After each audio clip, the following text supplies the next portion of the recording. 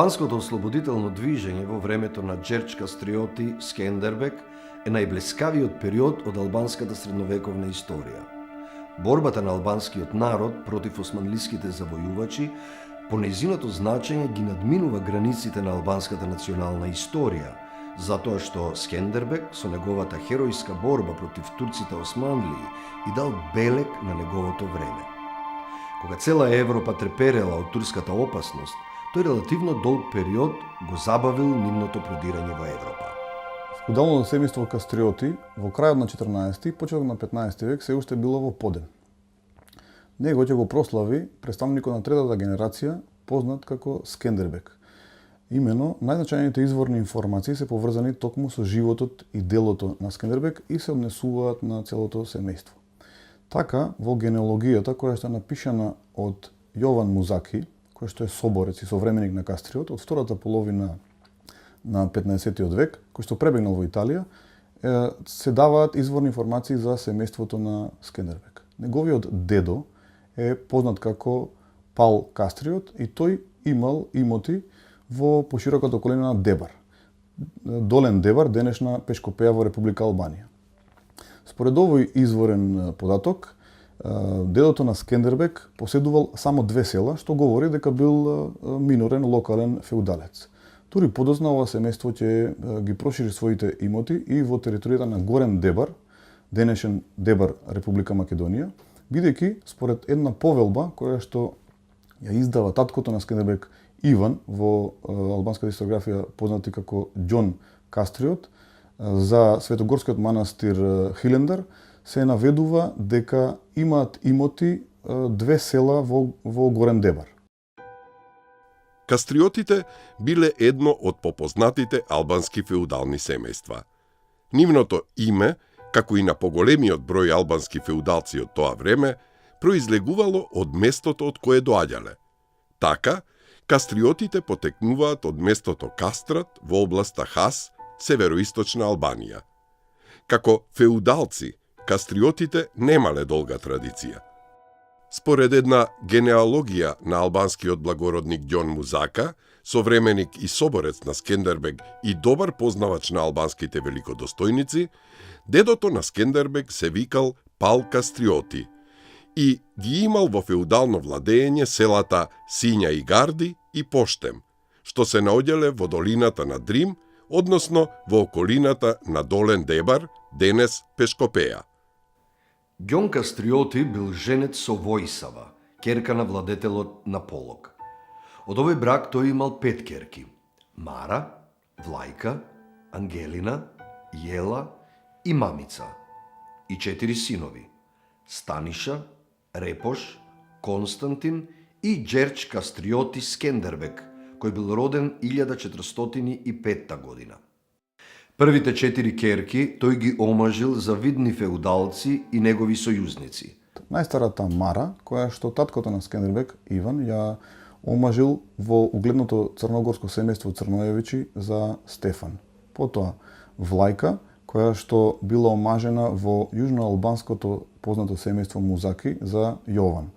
Третата ќерка Ангелина била омажена во едно од најреспектабилните албански семејства Аријанити за братот на првенецот на ова семејство Џердж. Потоа следната четврта ќерка Јела, која што била омажена за Пал Стрес во семејството Балши, за кое што во историографијата постои дилема за нивното потекло, дали потекнуваат од арбанашко, влашко или словенско потекло. Последната ќерка и најмлада Мамица била омажена дури во времето на Скендербек и таа била омажена во семејството Топија за Музак Топија. Во 1430 година, кога Венеција била во војна со османлиите, Ѓон Кастриоти застанал на страната на венецијанците. Турците го зазеле Солун, а Ѓон Кастриоти бил скршен од Иса бег Евремос и принуден да прифати тешки услови како вазал. Го прифатил исламот. Турците ги задржале сите тврдини и анектирале некои области. Морал да плаќа годишен данок и да војува за турците. И најтешкиот услов – да ги даде сите 4 сина во султанскиот двор како заложници, меѓу кои и Джердж Кастриоти Скендербег. Иако биографите на Скендербег велат дека тој како млад е одведен во заложништво кај султанот и таму е воспитан во исламски дух, сепак од други документи, пред се венецијански, дубровнички, хилендарски и други, се гледа дека Скендербег до 1430 година е кај неговиот татко заедно со другите браќа, бидејќи се спомнува во многу документи.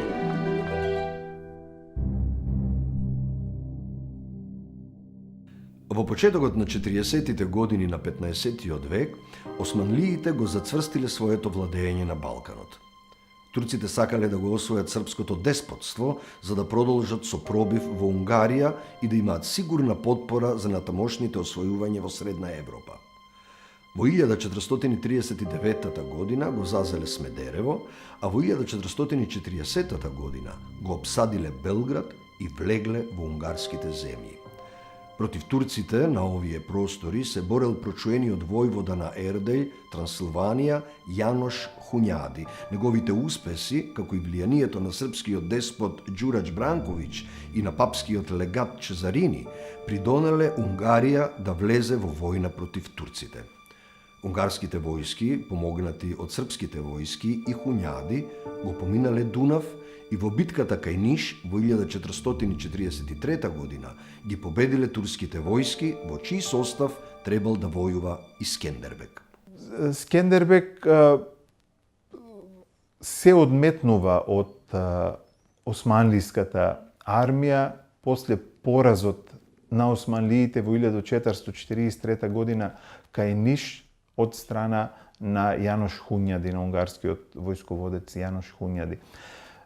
Се чини дека Скендербег овде направил една проценка дека тој очигледно бил фасциниран од тој пораз на османлиите и дека станува збор за постепено опаѓање и крај на Османлиската империја и поради тоа одлучува да се одметне, се враќа во својата Круја, која ја освојува со измама, да кажем, носејќи документ од султанот дека тој треба да го преземе водењето на Круја, раководењето на Круја, како познат војсководец, припадник на османлиската војска, и ја зазема Круја и станува негово упориште во текот на следните 25 години, кои османлиите на неколку пати залудно се обидуваат да го освојат. Скендербег го искористил овој пораз и решил да се врати во родниот крај, заедно со неговиот внук Хамза, син на Станиша. Тој со војска од 300 коњаници и со лажен ферман од султанот дека е поставен за владетел на Круја, се насочил кон градот и подигнал восстание. Управителот на Круја поверувал во ферманот и го предал градот на Скендербег. Ноќта, по наредба на Скендербег, дебраните и другите борци на Скендербег кои останале надвор, го нападнале турскиот гарнизон и го уништиле. По крвавата ноќ, утрото, во тврдината било симнато турското знаме и поставено знамето на Скендербег, двоглав црн орел на црвена основа со френетични извици. Слобода, слобода, вели Барлети. Знамето кое Ѓорги Кастриот го истакнува е всушност грбовен стек на неговото семејство, кој представува црвено платно со црн крунисан двоглав орел, со златна шестокрака звезда меѓу главите. Како и кај останатите грбови на Балканот, двоглавиот орел е символ превземен од византиската традиција, а ја представува симбиозата меѓу државата и православната црква. Откако ја осигурил Круја, Скендербег се насочил кон другите градови во Средна Албанија, Петрела, Петралба, Торнач и Стелуш биле освоени, откако турските гарнизони биле пуштени да заминат од градот. Само Светиград останал и не се предавал. Познатиот командант Мојси Големи бил задолжен со 3000 коњаници да ја опколи тврдината, која била под опсада и подоцна се предава. Така, за еден месец, Скендербег ги вратил териториите на неговиот татко, дури и се проширил над Црн Дрим, освојувајќи ја долината на Мокра, меѓу Гостивар и Дебар. Скендербек бил крунисан на 28 ноември 1443 година во Круја. Тој знаел дека за успешна војна против османлиите мора да ги обедини сите албански феудалци, па решил да свика собрание. Како најадекватно место, за кое сметал дека нема да биде бойкотирано од ниеден феудалец, го одбрал градот Леш, кој бил под венецијанска власт, која дала поддршка за ова собрание на албанските капетани. Собранието било одржано на 1 март 1444 година во градот Леш. На собранието зеле учество следниве албански феудалци: Джердж Аријанити од Канина, Андреа Топија, владетел на Скурија, област меѓу Круја и Драч, со двата сина и внукот Тануш Топија, Теодор Корона, владетел на Берат, Джердж Стрес Балша, внук на Скендербек од сестрата Јела, владетел на Мисија, област меѓу Леш и Круја, Пал и Никол Дукаджини, владетели на Дукаджин, Лек Захарија, владетел на Дања, Пјетар Спани, владетел на Шош и Шала, Лек Душмани, господар на Задрима, како и Стефан Црноевиќ, господар на Црнагора, и други феудалци, како и наблюдувачи од Венецијанската република. Собранието било одржано во црквата Свети Никола во Леш и ги донело следните одлуки: формирање лига на албанските капетани феудалци. Скендербек едногласно бил избран за нивни водач и главен командант на војската. Сите феудалци се согласиле да му помогнат на Скендербек со пари, војска и друга помош. Приходите на Скендербек, според Барлети, биле околу 200.000 златни дукати, што доаѓале од феудалците сојузници, од приходите на Круја и од соланите Шенкол близу Драч. Војската на лигата броела близу 18.000 војници. Половината биле коњаници, а 3/4 од принципатот на Скендербек – Круја, Мат, Мирдита и Дебар. Лигата имала карактер на политички и воен сојуз. Таа била формирана за воените потреби во борбата со османлиите, но секој благородник учесник во овој сојуз ја зачувал својата автономија. А Скендербек, како нејзин водач, бил само прв меѓу еднаквите и немал никакво право да се меша во владенијата на другите феудалци. Означувањето на единствен воен и политички водач имало големо значење. Тоа представувало еден чекор напред во одминувањето на феудалната расцепканост. Во рацете на Скендербек, кој се здобил со голема репутација кај народните маси како ослободител, сојузот од Леш станало средство за политичко обединување на албанскиот народ во борбата против турците османлии, борба која што туку почнувала.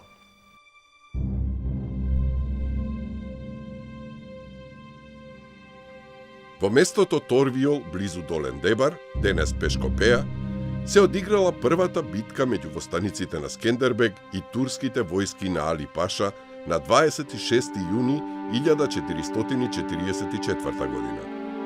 Во оваа битка турците, според Барлети, катастрофално биле поразени, изгубиле 22.000 војници, биле заробени 2.000, а победниците само околу 120, но имало многу ранети.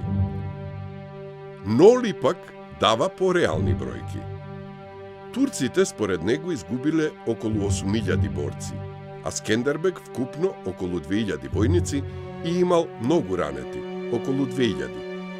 Победата на Скендербек имала голем одек во Европа. Во дворот на Скендербек пристигале пратеници од Венеција, Неапол, Дубровник, а папата Еуген Петти, поттикнат од оваа победа, побарал од христијанските земји, пред се од Унгарија, Венеција, Дженова и другите земји, да организираат крстоносен поход во кој би бил вклучен и Скендербек. Скендербек има многу блиски врски со папата, дури постои обид папата Пие II да го посети Скендербек со цел да му даде морална поддршка против османлиите, меѓутоа поради смртта на папата Пие, ова се одложува оваа посета на папата. Неговото дело многу брзо се зачуло веднаш по првата победа, која што е 1444 година. Меѓутоа, помошта што он ја добивал од Западна Европа, од папата, била повеќе само вербална, бидејќи тој никогаш не примил помош која што ќе му биде потребна да се спротивстави на турците. Неговата армија во најдобри услови имало до 30.000 војници, од кои што поголемиот дел од нив биле конјаница. Од запад добивал некогаш помош од Венеција, од папа, од неаполската држава, меѓутоа помошта никогаш не била доволна за да може повеќе време да се одолее на османските напади.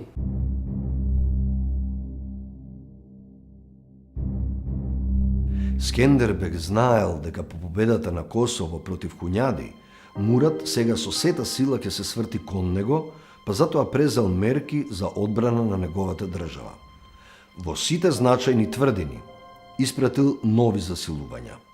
Мојси Големи бил испратен во Дебар, Пиетар Парлати во Светиград, Хамза Кастриоти во Стелуш, Тану Штопија во Петралба, а одбраната на Круја ја доверил на Врана Конти.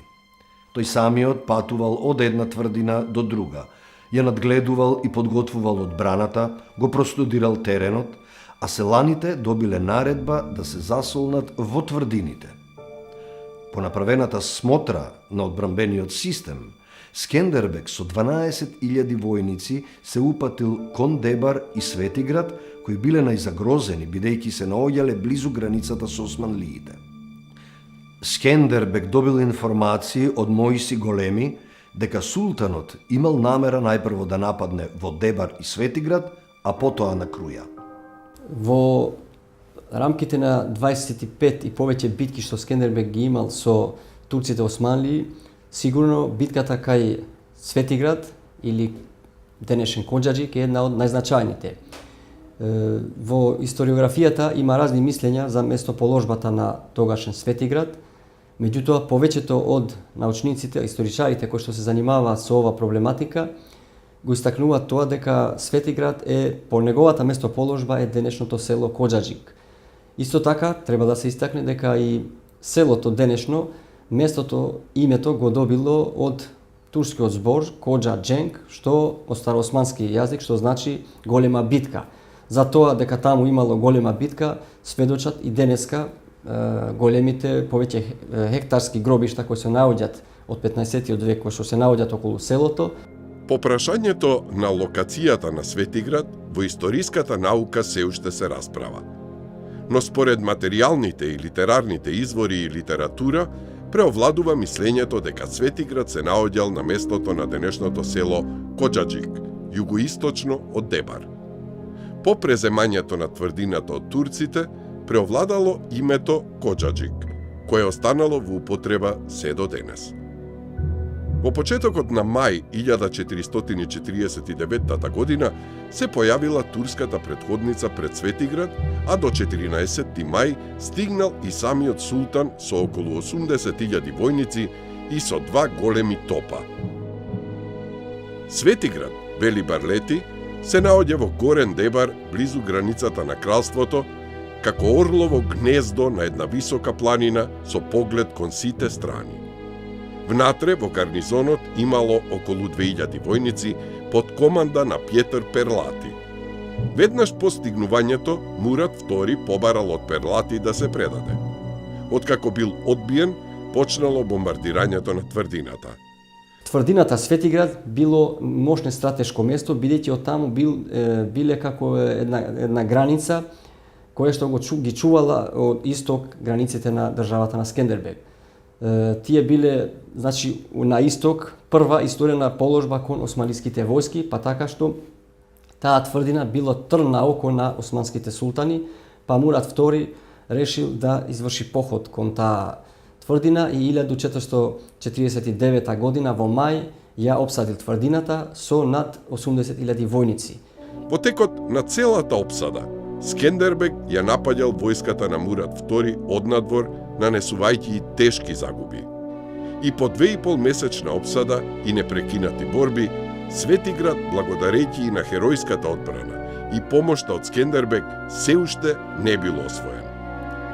Мурат II бил многу луд поради ова.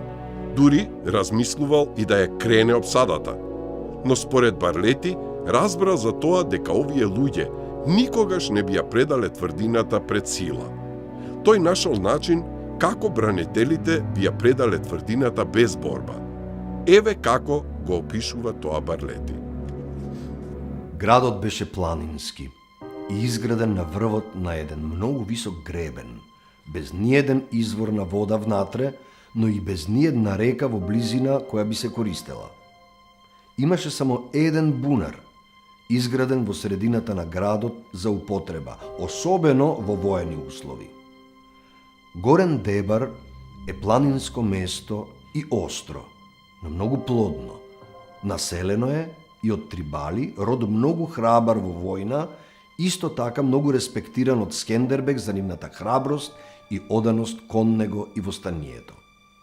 Тој род живеел на грчки начин, биле ортодоксни христијани, тоест православни. Мислејќи дека дебраните, кога би виделе во нивниот бунар мртво животно, попрво би умреле од жед, отколку да пијат од таа вода. И воопшто не се излажал во тоа. И навистина, ноќта во бунарот било фрлено мртво куче и водата била загадена. Кога утредента тоа било забележано и веста се проширила, голем немир се создаде низ целиот град. Народот бил револтиран. Предавникот се барал, но не бил најден. Дебраните, предадени, ја оплакуваа својата судбина. Сите би умреле од жед, бидејќи би биле позагрозени од пиењето на водата, отколку од непријателот. Во врска со начинот на освојувањето на Светиград, општо е прифатено дека тој не е преземен со сила, туку со предавство, и тоа со оставање на градот без вода. Дека на градот му е најден и прекинат доводот за вода, а не како што пишува Барлети дека било фрлено мртво куче во бунарот кој се наоѓал во центарот на градот. Како и да се случило тоа, граѓаните на Светиград останале без вода и биле приморани да го предадат градот на турците. Султанот им ветил дека ќе ги пушти сите надвор, само да го предадат оружјето, меѓутоа тоа ветување после не го одржало и во градот, Светиград, откако е разрушено тврдината, донесе од Турција јулуци, кои што се населени таму и ден денеска тоа население од тоа потекнува, значи се колонисти од Турција, од Мала Азија.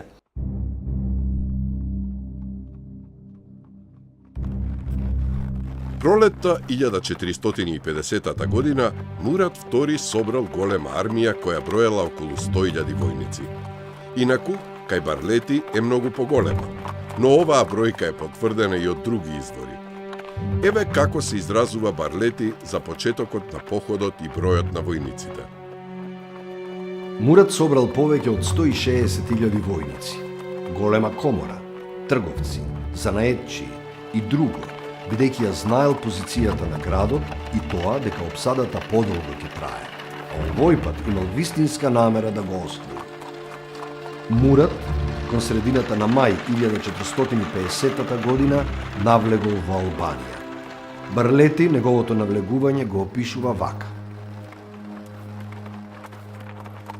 И така, конјаницата на тиранот Мурат влезе во областа без да најде на никаков отпор и влезе во Крујанската област без никакви проблеми. И таму, откако ги погледнал сите страни на градот и околината, за да избере место за својот камп и откаде би било подобро да се нападне тврдината, го постави кампот во Тирана. 4 дена поред било биено со топови на тврдината, додека нејзините цидови не почнале да се уриваат и се отворило едно место за обсадната војска да навлезе во неа. Тогаш султанот Мурат II наредил да се изврши општ напад на тврдината, мислејќи дека таа ќе падне многу лесно. Меѓутоа, само што турците го почнале нападот и изгледало дека лесно ќе влезат во Круја, Скендербег со дел од неговите 8000 борци од планината Туменишт го нападнал османскиот камп, нанесувајќи им тешки загуби. Убиле повеќе од 600 турски војници, го запалиле кампот и се попекле. Турската комора за снабдување, која броела околу 20.000 турски војници, биле цело време напаѓани од Скендербег, кој бил надвор од тврдината, а тврдината ја командувал прочуениот негов командант Врана Конти. Во текот на целиот период на обсадата на Круја, која трајала повеќе од 5 месеци, бранителите пружале херојски отпор. Откако обсадата се раздолжила, а веќе почнале јесенските дождови, Мурат II решил да ја крене обсадата и да се врати во Едрене. Оруџовата хроника вака го опишува Муратовиот неуспешен поход на Круја.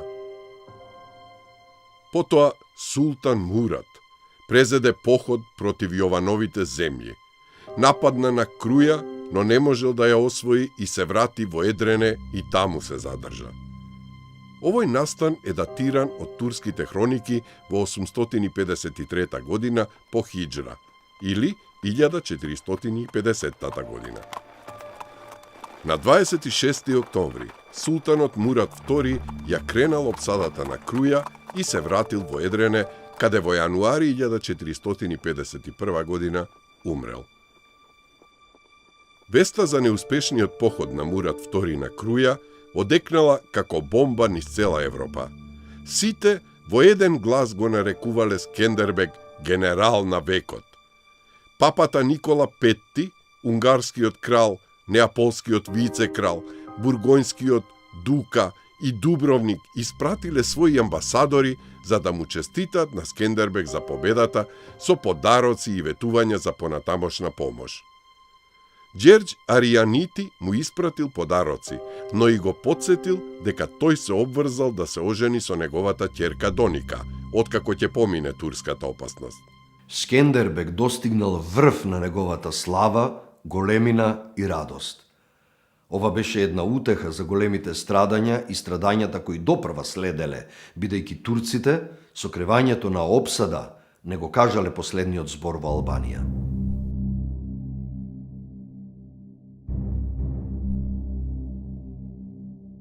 На османлискиот престол по смртта на султанот Мурат застанал неговиот син Мехмед Фатих, еден од најмокините и најголемите турски султани. Според Фан Ноли, меѓу Мурат и Скендербег постоела известна надеж за мир, но меѓу Мехмед и Скендербег немало никакви шанси за мир, туку престоела борба на живот и смрт. Мирот најмалку би можел да го прифати Мехмед II, кој сонувал од една страна да го освои Цариград, денешен Истанбул, а од друга страна Рим. Скендербег му стоел на тој пат. Освен тоа, Мехмед II мислел само како да се освети за неуспешната обсада на Круја во 1450 година, кога тој го придружувал неговиот татко. Скендербег бил свесен дека предстојат поголеми и поопасни судири со турците, откако Мехмед II дојде на власт. Тој исто така знаел дека без странска помош, како финансиска, така и воена, не ќе може да се спротивстави на една од најмоќните армии во тоа време.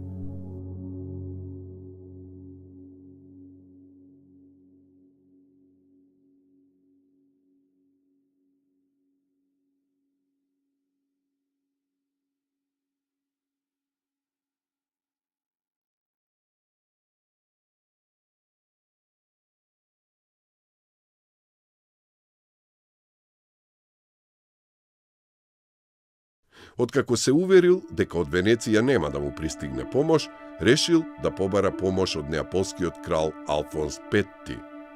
Потиснат од турската опасност и неопходната помош од надвор, Скендербег и Алфонс V на 26. март 1451 година во Гаета подпишале договор со кој Скендербег добил заштита од неаполското вице-кралство и станал нивен вазал.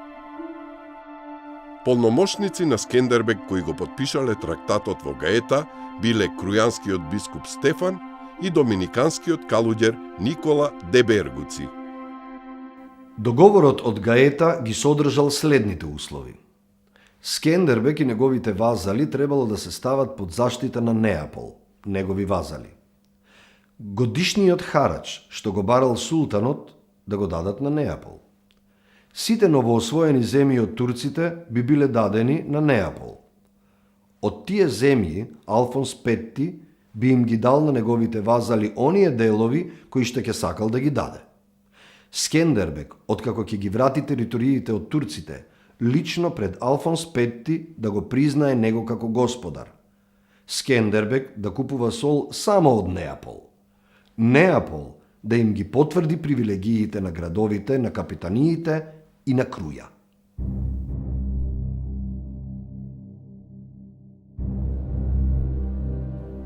Во 1456 година на Скендербек му се родил син кој го добил името по неговиот дедо, Џон Кастриоти. Народот го прослави неговото раѓање затоа што добил наследник на Скендербек. Но радоста кратко траела. По неколку дена од Скендербек се одметнала друга значајна личност. Неговиот внук Хамза Кастриоти, кој по раѓањето на синот на Скендербек ја изгубил надежта дека тој ќе го наследи. Хамза отишол во Истанбул и се ставил на располагање на султанот Мехмед II против неговата татковина и неговиот роден чичко.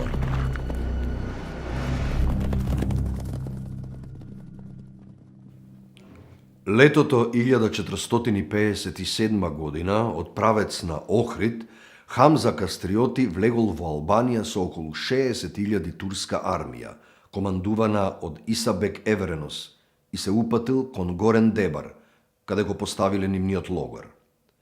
Скендербек со војска од околу 11.000 војници, 6.000 коњаници и 5.000 пешаци се стационирал на албанското крајбрежје, близу градот Лисос, Леш.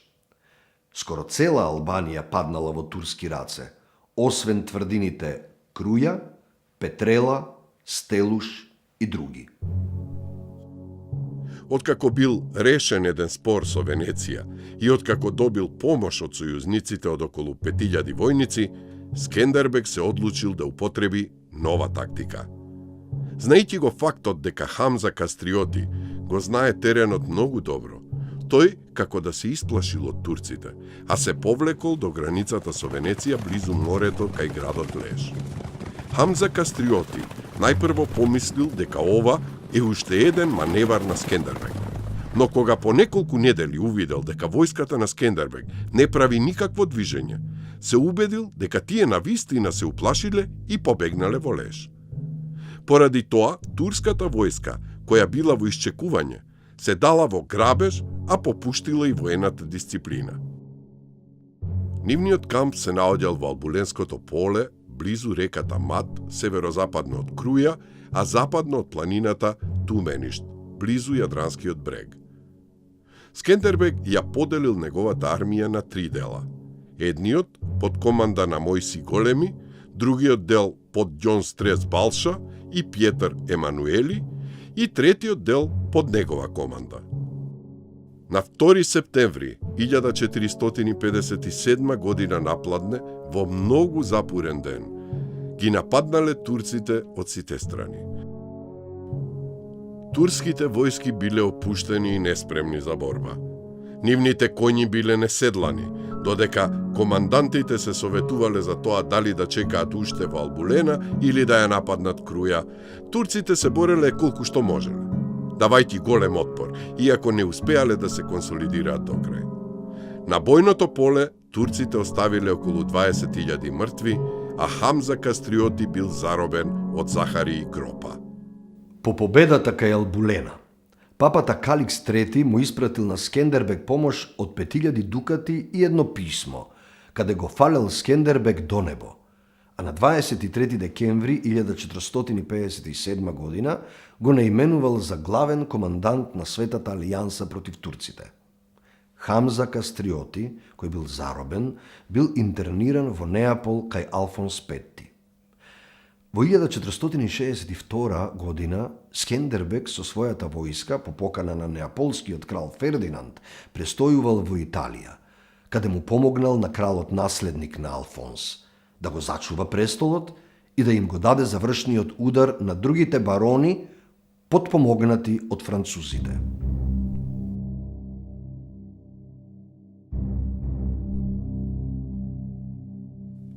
Мехмет II, по освојувањата на Мореа, Србија, Босна, Трапезун, Караманија и други земји, решил конечно сам да тргне во поход кон Албанија.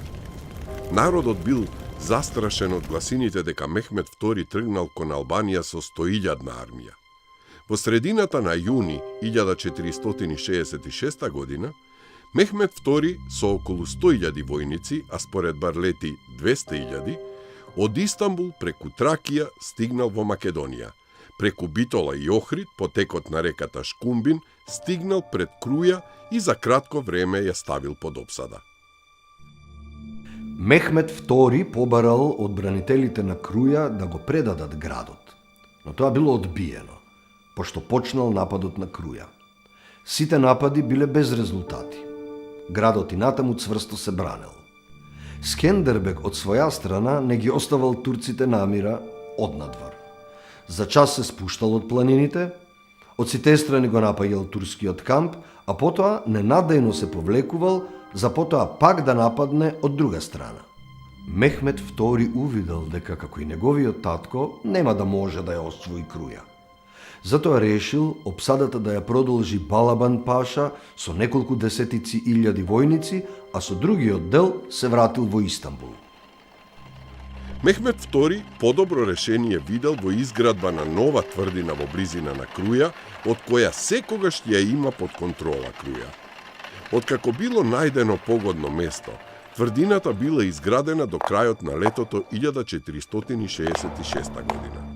Таа тврдина била изградена во долината на реката Шкумбин над остатоците на стариот илирски град Валми, а ја нарекол Елбасан, рака која царува, владее, притиска. Оваа тврдина требало да стане база за целосното освојување на Албанија. Елбасан во тоа време станал центар на Санџак. Со него биле поврзани териториите северно од реките Девол и Семан, кои од 1432 година влегувале во албанскиот Санџак, Санџаги Арвани, кој бил укинат. На негово место сега биле формирани два Санџака, едниот со центар во Валона, Флора, другиот во Елбасан.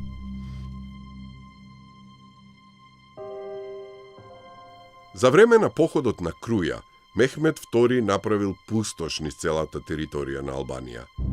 Голем дел од военоспособното население било убиено. Голем број жени и деца биле однесени во робство, за што сведочат византискиот хроничар Критобул и турските хроничари, венецијански документи, Барлети и други. Поради тоа, ситуацијата во Албанија се влошила, а Скендербег имал голема потреба од помош однадвор. Поради тоа, решил да отиде во Италија и лично да бара помош од Фердинанд и папата. Во Рим стигнал на 12 декември 1466 година. Таму бил пречекан со големи почести како бранител на христијанството. Бил примен од папата Павле III. Скендербег на папата и кардиналите им укажал на турската опасност за Италија и цела Европа и тоа дека биле потребни итни акции за да се спречи во нивни раце да падне цела Албанија, а со тоа непосредно да бидат загрозени Неапол и папската држава. Папата во една верска церемонија пред сите кардинали и дворот му подарил на Скендербег благословена сабја и шлем, а му подарил и помош од 7500 дукати, од кои еден дел веднаш, а другиот дел ќе го прател во Албанија подоцна. Од Рим Скендербег отпатувал за Неапол, каде побарал помош од кралот Фердинанд. Од него Скендербег добил 1000 дукати, голем број намирници и друг материјал. Оттаму планирал да отпатува за Венеција, но времето било драгоцено и се вратил во Албанија. Во меѓувреме на Скендербег му дошол на помош командантот на Скадар, Јозеф Барбаро, со војници доброволци, италијански крстоносци и албанци од венецијанските градови во Албанија. Со оваа помош, војската на Скендербег достигнала 13.000 војници. Тие се упатувале кон Круја. На пат кон Круја, во април 1467 година, го победиле Балабан Паша, кој загинал во борбите. Дознавајќи за поразот, султанот Мехмед II, доста разлутен, презел веднаш нов поход на Албанија. Во август 1467 година, повторно, со голема војска ја опсадил Круја по трет пат. Откако безуспешно се обиде да ја освои, дел од војската оставил да ја продолжи опсадата, а со дел од неа пустошил по Албанија. Биле нападнати и Скадар и Драч, но не биле освоени. Меѓутоа, во ова пустошење и плячкосување во Албанија, тој изгубил многу војници. Увидувајќи го тоа, и откако ја уништил тврдината Чиврил на Јадранот, која се уште не била завршена, се вратил во Истанбул. Овие два неуспешни обиди на Мехмед II со огромна армија да ја покори Албанија, за Скендербег биле две блескави победи, но земјата била опустошена од постојаните војни. Турците и натаму цврсто ги држеле Модрич, Берат, Светиград, а сега и Елбасан. Железниот обрач околу Круја се повеќе се стеснувал. Било само прашање на време кога турците ќе продолжат со освојувањата.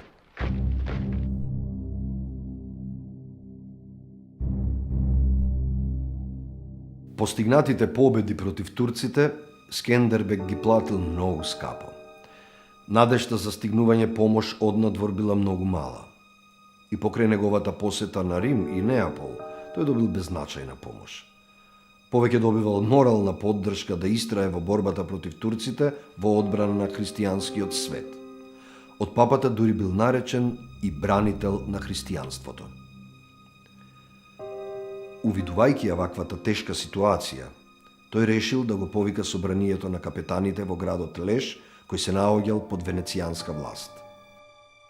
По свикувањето на собранието, и самиот отишол во градот Леш. Тој имал намера од сојузниците и од Венеција да побара помош за борбата против турците. Но таму Скендербег се разболел од треска и легнал на смртна постела. Интересни се советите според кои Барлети Скендербег ги оставил на неговиот син, според кои тој требал да се раководи по неговата смрт, која чувствувал дека му се приближува. Еве според Барлети како Скендербег го советувал 12-годишниот син Ѓон. Сега, сине, ти си млад и немоќен да ја земеш во своји раце контролата врз државата. Освен тоа, ти имаш непријатели од сите 4 страни. Ги имаш најлошите зверови кои постојано се обидуваат непрестано да те распарчат. Го имаш Мехмед, познатиот тиранин, заедничкиот непријател на сите христијани и со кој, ако толку млад се конфронтираш, ќе те сомле целиот. Затоа, откако ќе му ги затвориш очите на твојот мртов татко и ќе го покопаш неговото тело, веднаш заминувај со мајка ти во Дања, која е под Венеција, и остани таму додека не пораснеш и станеш полнолетен и способен за водење на државата. Но откако ќе пораснеш, оди во Венеција, под чие водство сега јас ја оставам државата, со цел после да ти ја врати. Меѓу мене и Дубровник има многу договори. Со такви услови, тие да те одбранат тебе и твоето царство. За нивната доверба да немаш ни малку сомневање. Тие се, да не се лути некој што ќе го кажам ова, единствените од христијанските владетели во кои имам доверба. Оваа доверба јас многу пати сум ја испробал со конкретни примери во текот на моето владење. По смртта на Скендербег, неговиот син и неговата вдовица Доника ја напуштиле Албанија и отишле во Неапол. Фердинанд ги зел под негова заштита, за што сведочат многу документи.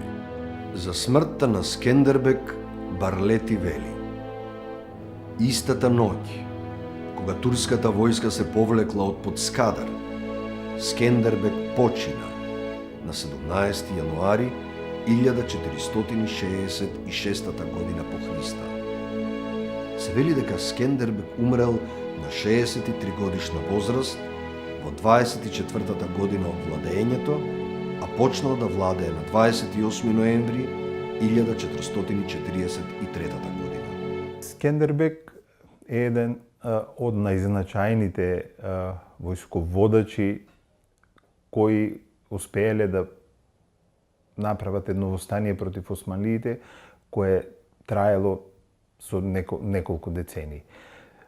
Скендербек како личност е исто така уникатна личност во поглед на тоа дека тој станува национален херој на една нација, а неговите активности се во класичниот османлиски период. Речиси не постои на Балканот таков пример кој се спротивставил на османлиите за периодот на нивното освојување, а кој останал долго да живее во меморијата на одреден народ и потоа да прерасне во национален херој.